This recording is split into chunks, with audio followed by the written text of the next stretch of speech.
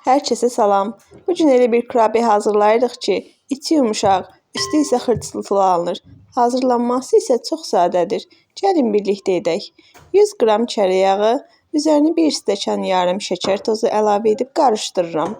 Üzərinə 2 ədəd yumurta qırıram və yaxşıca yoğururam. Daha sonra isə apardığı qədər un əlavə edirəm. Mən bu reseptlə 3-4 stəkan un əlavə etdim. Xəmiri yaxşıca yoğurduqdan sonra damla şokoladı əlavə edəcəyim. Əgər damla şokoladı nə qədər çox olarsa, kurabiyələriniz də o qədər dadlı olacaqdır.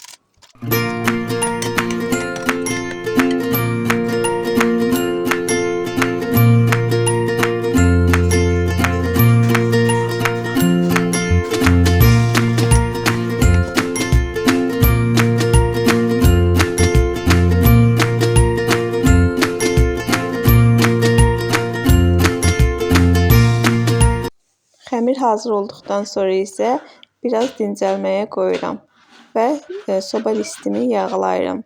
Əvvəlcədən 180 dərəcədə qızdırdığım sobada pişməyə qoyacağım. Kündələrə isə qoz böyüklüyündə hamısını hazırlayıram.